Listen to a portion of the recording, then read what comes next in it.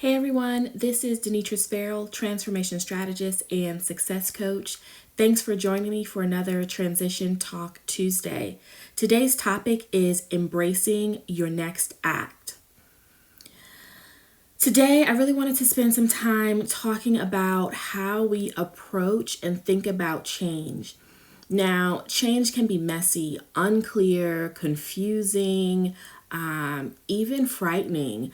And the uncertainty around change specifically actually triggers a neurological response. It triggers our fight or flight reflex and puts us in an away state or really just a defensive state. And so many of us, especially in the time of COVID-19, find ourselves facing change in the way we live and change in the way we work. And whether you are unexpectedly back in the job market or a business owner now having to figure out how to change your operation strategy in order to survive this pandemic, or even if you're a parent who now has to figure out how to be productive working from home with children in the house, right? We are all in the midst of some change, a transition that many of us did not anticipate. And because we didn't anticipate it, we were unable to effectively prepare for it. And so today I want to really encourage us all to reframe our thinking surrounding change and transition. So, quick story. I had a client who is also a dear friend of mine, and we started an engagement when she had decided to retire early at 55 from a company she'd been with for over 2 decades. And part of the goal of that engagement was really figuring out what she would do in retirement. And I remember one of our early conversations, the energy was a little bit low and she was still unclear and uncertain and a bit nervous, as you can imagine. And what came out was that she, like many of us, had been associating the term retirement as sort of an end of life event. You know, you work all of these years and then you finally get to retire, you rest a little bit, and then that's the end, right? You pass on. And so we tend to associate the term retirement as this end of life event. And that can make it very stressful as you're trying to figure out what you want to do during this time. And so I challenged her in that discussion to reframe and rethink her thoughts around that term, retirement. And instead of saying we're designing or thinking through your retirement, we reframed our whole engagement to we were now designing her second life. And this second life was the life that all of those years of work, dedication, and sacrifice, this second life is the life she earned when she was doing all of those things. The second life was a life she earned, and she wasn't leaving anything behind. Her work friends were still her friends, and all the experiences she had were still there. And you can just imagine how the whole tone of the engagement shifted once we now reframed it from this, oh, what are we going to do in retirement, to how do we design? Now you get to choose what are all the things that you want to do that are important to you. You're not thinking about serving your family and your friends or this company or anything else. It's your opportunity to be selfish and live the life that you have now earned because you deserve it. The shift in that engagement was immediate and very visible and super impactful. And so today, as we are all embarking on this new challenge, right? This new normal of this new transition that we're in, I just want to encourage everyone to reframe your thinking. It is not about what we've lost or what we're leaving behind. This is not the end of the road. Instead, let's think about all those things we get to take with us, the experiences, the lessons, the connections. Those things are all ours. They get to come with us. We don't leave those behind. And so it's not the end of the road. It's the beginning of your next act, your next chapter, or your second life, have you.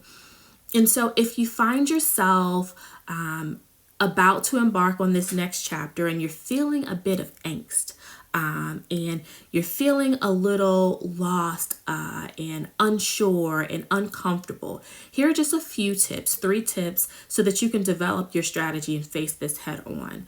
The first, reflect on your experiences. Reflect on your past experiences. So yes, let's wrap up the last chapter by doing some very deep reflections on what you learned, the experiences that you had, what you would do differently if you had the opportunity. Think about all the new connections you have because of that experience. Think about that. Write it all down. And think about how all of those things can now carry into your next chapter, how all of those things have now prepared you for what's next. Then second, take a moment, and this is where people really struggle. And I know personally when I was trying to figure out my next act, this is where I spent a lot of time. Think through, figure out what you really want to do. And I really mean that. Don't think about, if you were in customer service before, you're going back to customer service, or if you were managing in manufacturing, you want to go back to another company in manufacturing. No, think about what you really, really, really, truly want. Think about those things that marry your strengths, your skills, your passions, your interest with sort of industry and how you can make money if this is a work transition. Think about those things so that if by chance you were in your prior life unfulfilled and unhappy, you don't repeat that. The worst thing you can do is leave a bad job for another bad job, right? So take this time to really get clear on what it is that you want to do. And not about what everyone thinks you should do, what you're good at, what you used to do, none of those things, what's popular right now, but what do you want to do? And once you've gotten clear on that, your third challenge and your last challenge is figure out what it will take to do that. Does it require you to retool? Do you need to go back to school? Do you need to get some certifications, refresh your education in certain areas? Do you need to expand your network? Do you need to hire a coach? What do you need to do that will bridge the gap between where you are and that ideal life, that ideal role that you just envisioned in step 2? So again, step 1 is revisit all of your experiences, reflect on those and think through sort of what you get to carry forward. Step 2 is figure out what you really, really want to do. And step 3 is figure out what it's going to take to do those things. Develop sort of the strategy to bridge the gap between where you are and where you want to be. Whew. So now, when you find yourself anxious, right, as many of us are, or even a bit discouraged, especially when you start to think about things that we may have lost or left behind, just take a deep breath.